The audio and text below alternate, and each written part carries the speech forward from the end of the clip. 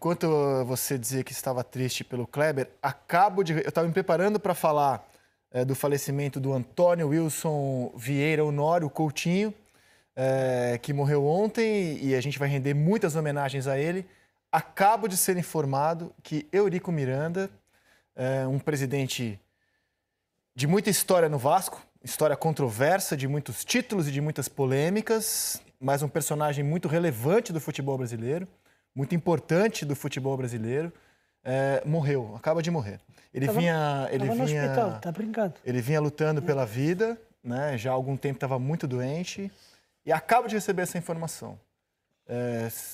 Depois a produção vai me dar mais detalhes e a gente abre o programa com essa informação. Enquanto eu te dava bom dia, eu recebi.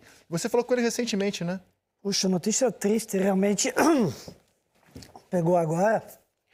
Sim, falei com o doutor Eu estava Eurico. te dando... Morreu Eurico Miranda.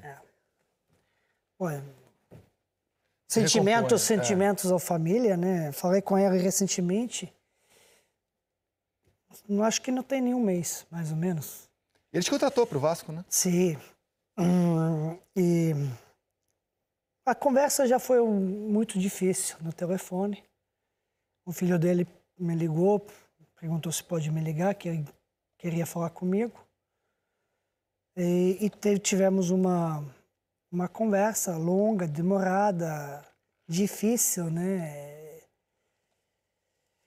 Bom, lamento muito, meus sentimentos péssimos à sua família, mas é uma tristeza, né? Teve uma importante marca na história do Vasco, acho que no futebol carioca, brasileiro também. Controverso, sim, alguns gostavam, outros não, talvez. Mas eu gostava dele, Eu estou pegando informações na internet, morre aos 74 anos, ele estava internado no Hospital da Barra, em tratamento contra um câncer, já estava muito mal nos seus últimos momentos. E digo numa boa, assim, o Eurico sempre me tratou com muito respeito, muito carinho como jornalista. Tive alguns contatos com ele, ele sempre me tratou de forma muito carinhosa e muito respeitosa. Não é porque a pessoa morre que a gente vai transformar tudo que ela fez em positivo. Eu acho que o Eurico Miranda produziu muita coisa ruim para o futebol brasileiro, muita de bastidor, mas também fez muita coisa importante para o clube dele, o Vasco da Gama. E é sobre isso que a gente tem que falar. É um personagem controverso, de várias facetas, e daqui a pouco a gente mostra um obituário de um personagem realmente muito importante nos bastidores do futebol brasileiro. Márcio Júnior, bem-vindo. Boa tarde. Eu até tinha mostrado aqui, há 10 minutos antes, ao Pet e ao Paulo aqui, que tinha recebido uma mensagem através de um site aqui que ele estava internado em estado grave. Eu sempre tive uma ótima relação com o Eurico. Desde a época que o Roberto ainda jogava, que eu frequento a casa do Roberto há muito tempo, e ele o Calçada, né? E ele sempre me tratou com um carinho, o mesmo carinho que o Pet acabou de falar, e você também, comigo sempre foi assim. Ele brincava comigo e dizia assim, você é o único rubro-negro que eu gosto. Sempre me tratou dessa forma. É lógico que as polêmicas, todas as coisas que aconteceram, semana passada, eu me lembro que eu estava vendo o programa, acho que foi semana passada não, com o Paulo César, quando ele, dentro de São Januário, foi em cima do árbitro nosso, do Paulinho, do PC, né? Dizendo que invadiu para proteger. Quer dizer, esse tipo de coisa fazia parte também dele ali. Eu acho que dentro da história do Vasco da Gama e do próprio futebol carioca, ele deixa realmente uma marca muito grande, sobretudo para a instituição Clube de Regatas Vasco da Gama. Isso não tem dúvida nenhuma. Não temos dúvida. A gente tem um material preparado que a gente vai mostrar daqui a pouquinho. Deixa eu só dar as boas-vindas ao Paulo Nunes. Bem-vindo, Paulo. Obrigado. Também quero prestar meus sentimentos à família e dizer, nesses tons, eu não conheci, não tive nenhum contato assim de amizade com ele, mas dizer que na minha época, a maioria dos jogadores de futebol sempre queria um presidente igual a ele. Atuante, que se preocupava com o clube. Lógico, ele teve os seus erros, todas as coisas que todo mundo já sabe, mas dentre os jogadores, especificamente, principalmente da minha época, todos gostavam da maneira que ele cuidava do Vasco da Gama.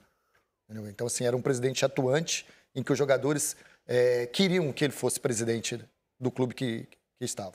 Eu imagino que quem está assistindo a gente em casa queira alguma resposta. Mas afinal, ele era bom, era ruim, foi bom, foi mal? Eu acho que é difícil dar essa resposta assim seca. Como eu disse, ele tem várias faces. Depois vou dar mais opiniões, mas antes vamos assistir a esse material contando a história, a trajetória de Eurico Miranda no futebol brasileiro. Eurico Ângelo de Oliveira Miranda ficou marcado no futebol brasileiro como um dirigente polêmico, de estilo desafiador e autoritário. Se um novo quadro de árbitros for criado com os mesmos 107 árbitros do quadro anterior, o Vasco não participa do campeonato. O Vasco não quer absolutamente nada da CBF. Eu não converso, determino. É diferente. Há uma determinação, ponto final.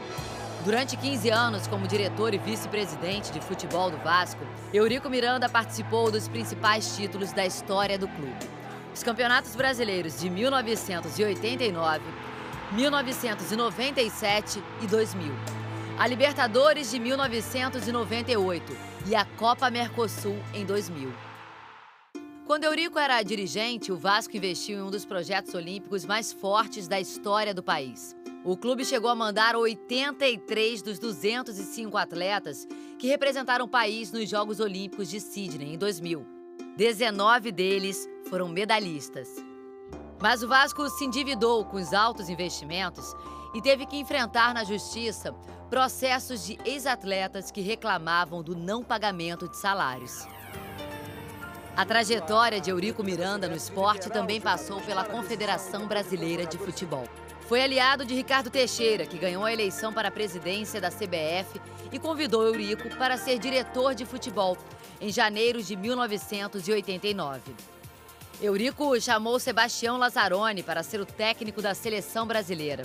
E 6 meses depois, a seleção conquistou a Copa América, disputada aqui mesmo no Brasil, acabando com um jejum de 40 anos sem títulos continentais.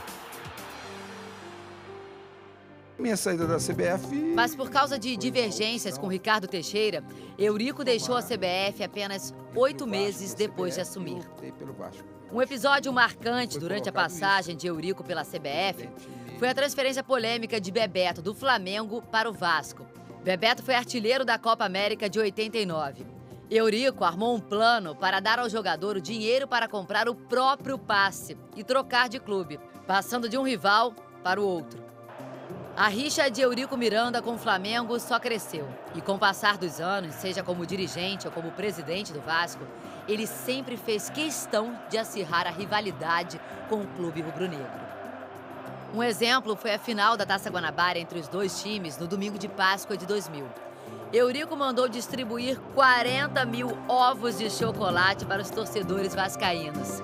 Em campo, a goleada histórica do Vasco por 5-1 sobre o Flamengo inflou o ego do dirigente. Tomaram chocolate. Eu dei os ovos de Páscoa para a torcida e chocolate para eles. Eurico também teve uma carreira na política. Foi eleito deputado federal 2 vezes, em 1994 e em 98.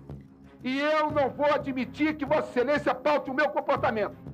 Quando Antônio Soares Calçada anunciou que se retiraria da presidência do Vasco, depois de 18 anos no poder, o então vice de futebol viu o caminho livre para se eleger presidente. Eurico foi empossado em janeiro de 2001, 4 dias após o Vasco conquistar a Copa João Avelange, brasileiro de 2000, ao vencer o São Caetano na final por 3-1. Foi em 2001 também que Eurico enfrentou uma CPI do futebol no Senado. A Comissão Parlamentar de Inquérito acusou Eurico de apropriação indébita e falsidade ideológica, na época do acordo de patrocínio do Bank of America com o clube. Um processo de cassação foi aberto contra Eurico, mas não foi aprovado. Nos primeiros 7 anos da presidência do Vasco, de 2001 a 2008, o clube ganhou apenas um campeonato carioca, o de 2003. A melhor colocação na Série A do Campeonato Brasileiro foi o 6º lugar em 2006. Durante o segundo mandato, em 2007, Eurico foi um dos principais entusiastas para que Romário marcasse o 1000º gol da carreira. O gol 1000 foi em maio contra o Sport, em São Januário. E 3 meses depois, o presidente inaugurou uma estátua no estádio em homenagem ao jogador. Em junho de 2008, a chapa de Eurico ganhou outra eleição no Vasco. O Vasco tem um destino de crescer sempre. E é o que vai acontecer. O Vasco crescendo. Mas a justiça indicou fraudes no pleito e determinou que novas eleições fossem realizadas. Roberto Dinamite venceu. Durante a gestão de Dinamite, o Vasco conquistou a Copa do Brasil de 2011 e foi rebaixado para a segunda divisão do Brasileiro em 2013. O desempenho pífio em campo abriu brecha para que Eurico Miranda voltasse à presidência do clube em 2014. Com o clube endividado, a diretoria não conseguiu fazer com que o futebol do Vasco melhorasse. Acostumado às bravatas, Eurico chegou a garantir que o time não cairia para a segunda divisão em 2015. Se eu achar que o Vasco vai ser rebaixado, eu chego ali e vou ver onde é que é o negócio ali mais distante na Sibéria e me transfiro para lá. Mas naquele ano, o Vasco foi rebaixado pela terceira vez na sua história. O único responsável, único e exclusivo responsável pelo rebaixamento do Vasco sou eu. Na volta, a Série A se classificou para a Libertadores de 2018, mas foi eliminado ainda na fase de grupos. As eleições no fim de 2017 terminaram em vitória da chapa de Eurico Miranda.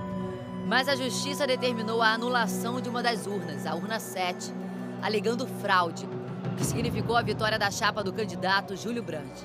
Após a eleição, na votação do Conselho para definir quem de fato ocuparia a cadeira de presidente do clube, Eurico se aliou a Alexandre Campelo e articulou nos bastidores a derrota de Júlio. Campelo se tornou presidente do Vasco e, com isso, Eurico mostrou seu poder no Vasco, como líder dos beneméritos. Com a aparência mais debilitada, Eurico continuou a comparecer às reuniões do Conselho do Vasco. Nos últimos anos, Eurico lidou com doenças como câncer na bexiga e no pulmão. Mas não abandonou os charutos, marca registrada nas aparições em público. Nos últimos meses, Eurico Miranda enfrentou um tumor no cérebro provocado por outro câncer. Eurico deixou 4 filhos e 7 netos.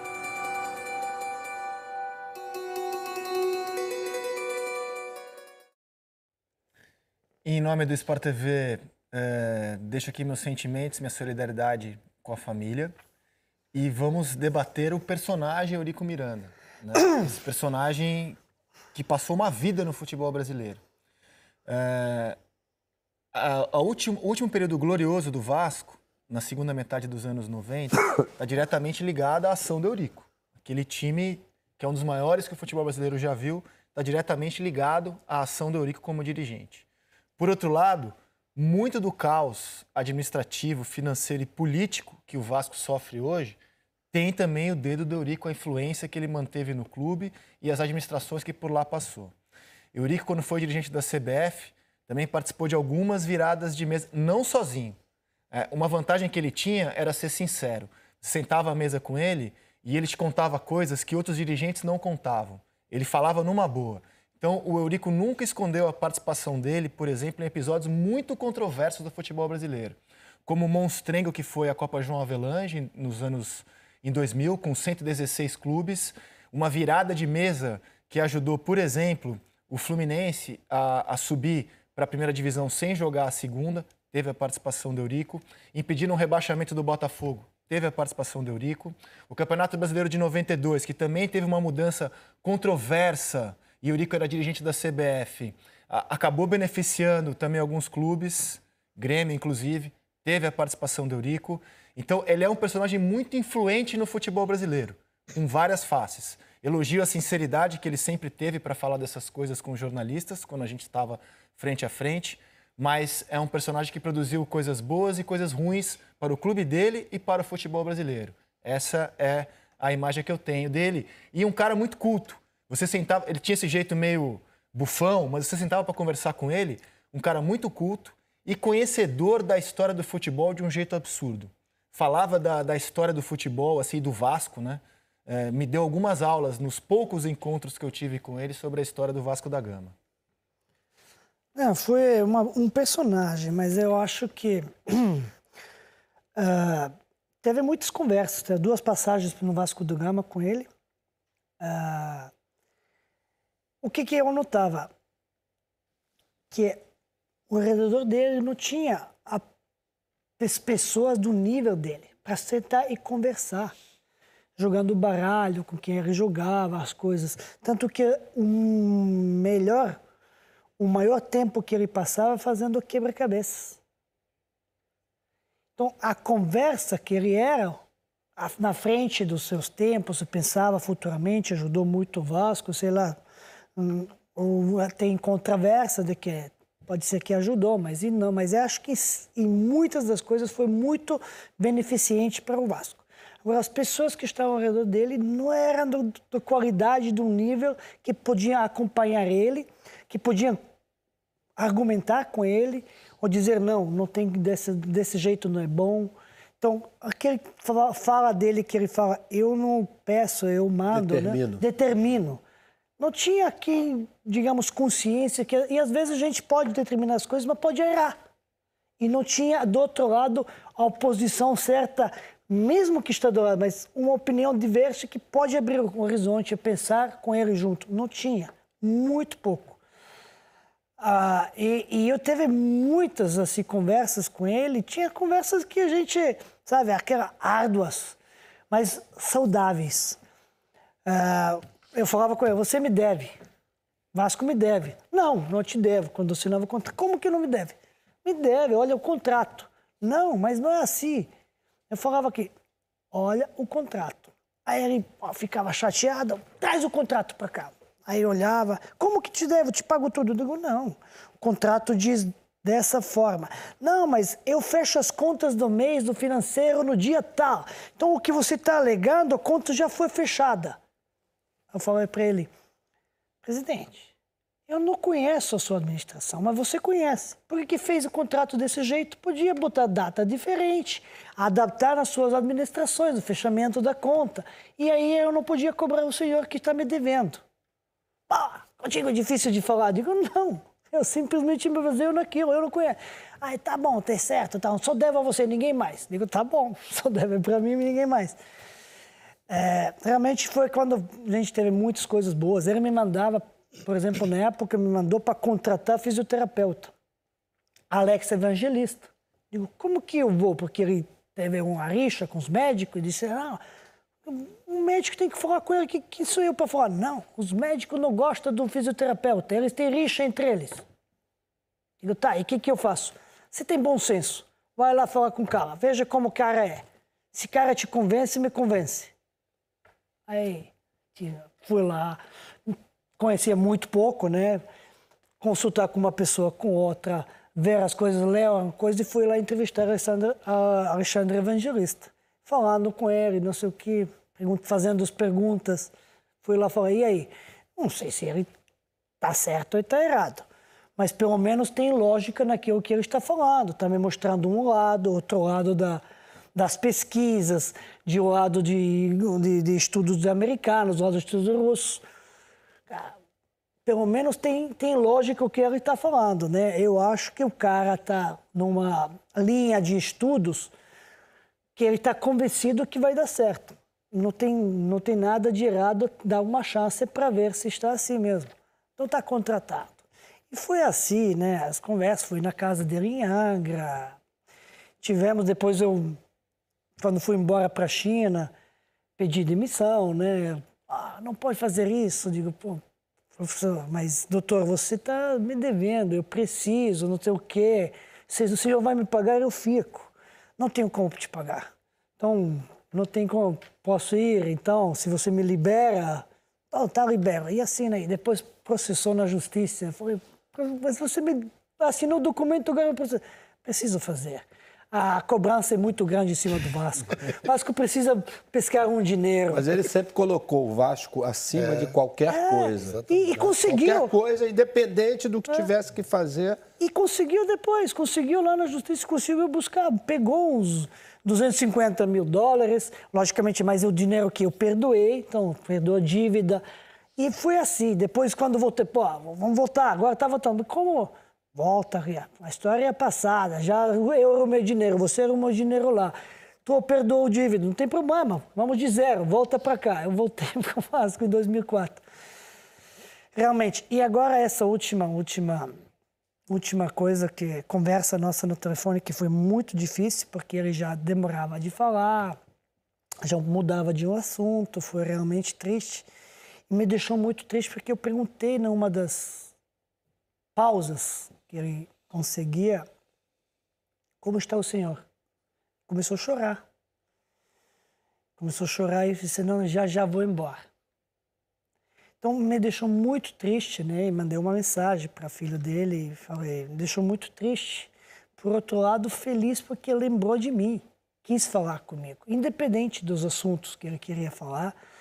E achei isso, me tocou, né? Muito triste, por outro lado, feliz por Eurico lembrou de mim, quis falar comigo, fez questão para me ligar e me ligou e agora estou triste ainda mais pela morte, mas eu sabia que estava Sim. E por vir. Uma constatação que eu faço, quem conviveu um pouco com o Eurico no auge do poder dele, da influência dele no Vasco, na CBF, na Federação do Rio de Janeiro, viu o quanto ele foi bajulado. E quando ele perde esse poder, quantas pessoas que o bajularam o abandonaram. Mas Né? Ele não estava tinha muito pessoas sozinho de nessa qualidade, reta. não tinha, nem quando estava. Muito sozinho nessa nenhuma. reta final da vida dele, em contraste à época em que um bando de bajuladores rondavam ao redor do Eurico Miranda. Eu cheguei aí num evento, aqueles que o Parreira fazia no Copacabana Palace, de discussão de futebol. Futecom, perfeito. E era um dia de dirigentes. Ninguém queria o Eurico à mesa. Ele já estava nessa fase maldita que ninguém queria se ligar ao Eurico Miranda. E eu estava almoçando, ele falou, posso sentar na sua mesa? Eu falei, por favor. E foi uma das conversas melhores que eu tive com ele. Conversando sobre dirigentes e você notava como ele estava sozinho nessa reta final da vida dele, em contraste.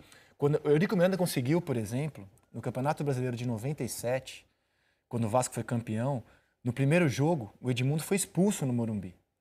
O Eurico Miranda conseguiu um efeito suspensivo para o Edmundo jogar a segunda partida. Nem cumpriu a suspensão automática. Né? Pouco poder. Inclusive, há até uma especulação de que o Edmundo, que tinha amarelo, forçou a expulsão já sabendo que ele ia ser livrado. Existiu isso mesmo. Ser livre para jogar o segundo jogo. Mas esse tipo de, vamos dizer, de atitude, de comportamento é que faziam com que o torcedor do Vasco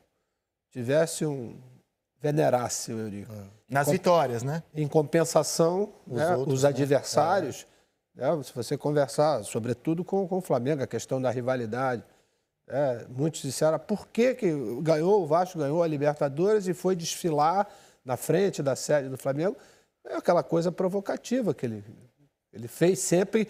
E essa rivalidade, eu comecei a jogar em 74, o Eurico, eu acho que assumiu o Vasco em 87 como diretor de futebol, uma coisa assim. Quer dizer, a rivalidade ela passou a ser muito maior após a entrada dele como diretor de futebol. Ele achava, de alguma forma, que essa rivalidade, ela crescendo, ajudaria não somente ao Vasco, mas também ao Flamengo. Né? Através de quê? De gestos provocativos, desse tipo de comportamento. Ele no banco ali, né, você viu ali. Esse tipo era uma coisa que fazia parte vamos dizer assim, do seu perfil mesmo de provocar. Né? Ele dizia, são dois campeonatos diferentes, né? Um contra o Flamengo e o outro campeonato normal. Ele acirrou demais essa rivalidade de todas as formas.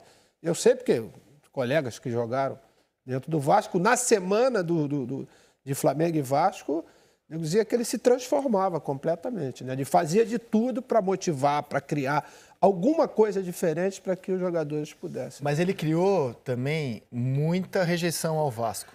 Porque antes do Eurico, a imagem que se tinha do Vasco era muito mais simpática.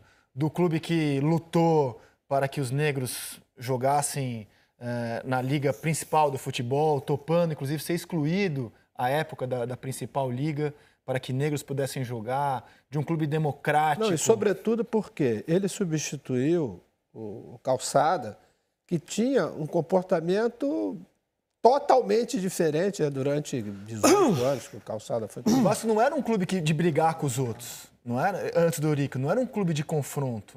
As histórias ligadas ao Vasco não eram histórias de confronto. O Eurico dá esse tom de confronto ao Vasco, né? Não sei se vocês concordam, eu tenho essa imagem um pouco do tenho, Vasco antes e pós-Eurico. Eu tenho, assim, lembranças de... Ou estou enganado, mas o Vasco não era um clube de arrumar encrenca. Eu falo, por exemplo, dessa rivalidade de 74, né, até 84, né? Quando eu fui embora, né, para a Itália. Foram 10 anos. Meu primeiro campeonato carioca foi em 74, foi a final contra o Vasco, 0-0, o Flamengo foi campeão. De 74 a 84, essa rivalidade existia e muita. Mas ela não passava, ela ia até um certo limite. Mas era no campo, né? Você e Roberto, os times, né? Lógico. No campo, né? O Eurico transformou essa questão em questão institucional, da instituição Vasco da Gama. A rivalidade no campo eu acho sensacional. Não tem dúvida, né? Porque, quer dizer, eu acho que essa rivalidade, ela existia, mas ela não tinha violência, não tinha agressividade, entendeu? Eu acho que depois isso aí foi transformado, talvez até por um comportamento excessivo, passou a ter uma outra visão por parte de quem estava do outro lado. A gente fazia, em cima desse que o Júnior, quando a gente ia jogar no Grêmio, depois no Palmeiras, sempre. Quando a gente ia jogar em São Januário, a gente já sabia que não teria água no vestiário, que o vestiário estava pintado para ficar com tinta muito forte, que não tinha luz, não tinha como você aquecer. Que isso? Existia muito isso. Então, essa época, a gente lembra muito dessas confusões que ele já aprontava para desestabilizar as equipes que iam jogar lá dentro de São Januário. Ele deixava limpo, fresco o vestiário. Que ele isso? conseguiu anular um jogo de Libertadores em 90 contra o Nacional de Medellín, alegando que o árbitro havia sofrido pressões, o jogo foi refeito. Ele tem uma história envolvendo Oswaldo de Oliveira, que se estiver assistindo, manda um abraço. Semifinal do Campeonato Brasileiro de 2000, o Vasco empata com o Cruzeiro na ida, e 2-2, se não me engano, e o Oswaldo dava folga para o time no dia seguinte. O Eurico não gostou da atuação do time e cancelou a folga sem comunicar ao Oswaldo. O Oswaldo falou, não, o time está de folga, vai se representar à tarde e tal. Não, vai de manhã, nessa hora tal. O Oswaldo foi embora por causa disso. Como ele administrava esses mínimos detalhes. E conversei recentemente com o empresário Carlos Leite, queria saber detalhes da venda do Matheus Vital para o Corinthians, porque os vascaínos acharam que foi uma venda muito ruim para o clube, 8 milhões de reais. E os bastidores dessa venda dizem muito sobre o Eurico. O Vasco tinha uma dívida com o Carlos Leite, com a saída do Eurico, essa dívida provavelmente nem seria paga, porque o empresário foi lá e deu dinheiro para o clube quando o clube estava numa situação difícil. E com a saída do Eurico, dificilmente essa dívida seria saldada. Então, nos últimos dias do mandato do Eurico, o empresário procura, presidente, o senhor vai sair, vai vir um novo presidente, e eu vou ficar a ver navios. Não, vou vender um jogador e vou te pagar. Se foi bom ou se foi ruim, estou apenas relatando alguns casos de como o Eurico administrava o clube. Muitas vezes se confundia com a casa dele, o Vasco da Gama. Essa é uma crítica que eu faço. Ele administrava o Vasco muitas vezes também como se fosse a casa dele. Uma administração muito pessoal, e eu acho que tons assim muito pessoais para instituições que são gigantes, como o Vasco, também não são legais. Mas são os dois lados. E convido vocês a trazerem lembranças, memórias, comentários sobre este personagem muito relevante do futebol brasileiro, Eurico Miranda. Algo mais de Eurico? A gente vai ter ainda, ao longo do programa, mais informações. O charuto dele, né? Último, digamos, encontro, em 2016, ao vivo, lá, o Vasco, primeira rodada, eu estava no Sampaio Corrêa, jogamos contra o Vasco, perdemos, né? E depois do jogo eu fui no vestiário para falar com ele. Com o charutão, no vestiário. Aí, falando com ele falou, poxa, jogaram muito bem, jogaram melhor que a gente, mas não tem qualidade, não sei o quê. Jogaram melhor, tomamos de 4, doutor. Mas isso acontece, mas vocês chutaram muito, saíram na frente do gol, não sei o quê, teve chance dela. Tá bem, gostei muito. Digo, claro, eu também ia gostar de o time adversário, tu meteu 4. Não, tô te falando sério, não sei o quê. Conversamos um pouco. E realmente, muitas histórias com o Rico, que vai contar agora lá em cima, né? Que descanse em paz, que descanse em paz.